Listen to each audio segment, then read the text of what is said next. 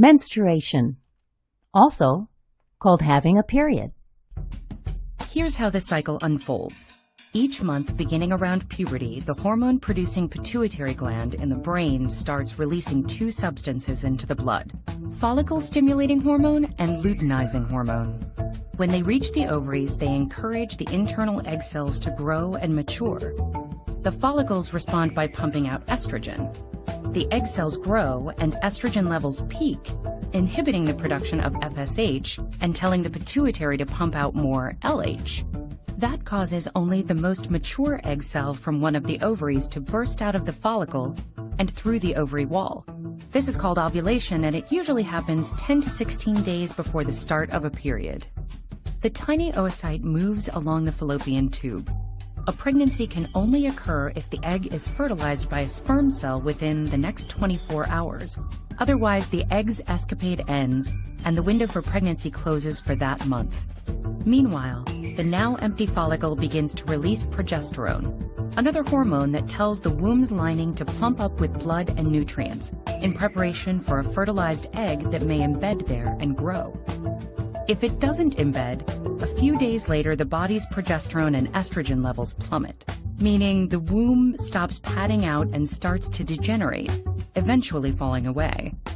Blood and tissue leave the body, forming the period.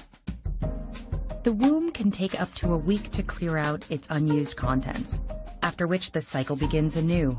Soon afterwards, the ovaries begin to secrete estrogen again and the womb lining thickens, getting ready to accommodate a fertilized egg or be shed. Hormones continually control these activities by circulating in ideal amounts, delivered at just the right time. The cycle keeps on turning, transforming each day and each week into a milestone along its course towards pregnancy or a period. Although this cycle appears to move by clockwork, there's room for variation. Women and their bodies are unique after all.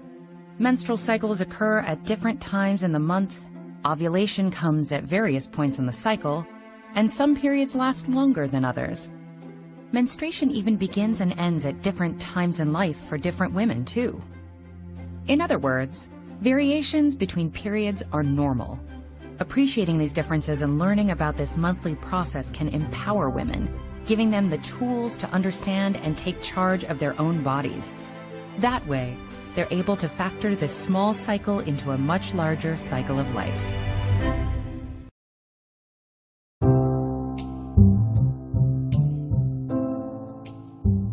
A woman's cycle is an opportunity for healing each and every month. Our cycle moves through 4 distinct phases and begins on the first day of our period. During the first phase, the lining of the uterus begins to shed. The bleeding that occurs will be different in quality and amount with every woman.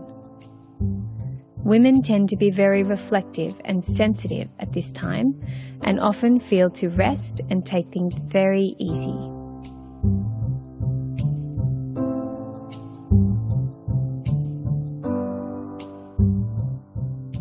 When the bleeding has stopped, the cycle moves into the next phase in preparation for ovulation. The release of specific hormones activates the cervix to secrete a mucus known as cervical mucus. The lining of the uterus begins to build back up, and the ovary is ready to release an egg into the fallopian tube.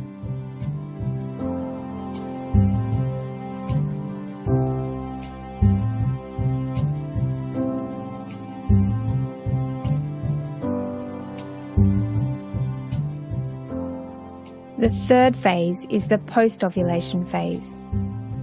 After ovulation, the cervical mucus forms a plug at the cervix. Through the course of one day, the egg makes its way down to the uterus, and if it is not fertilized, it will be absorbed back into the body.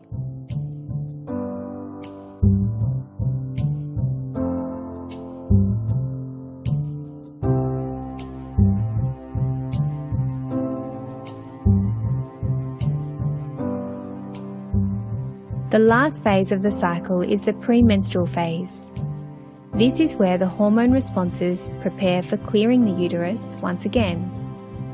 This is often a time of feeling some tension, both physically and emotionally, yet all of this being the body's natural response to correcting the gap in the level of care we give ourselves and the level of care we actually deserve. This is the healing that the wonder and magic of our cycle is constantly providing.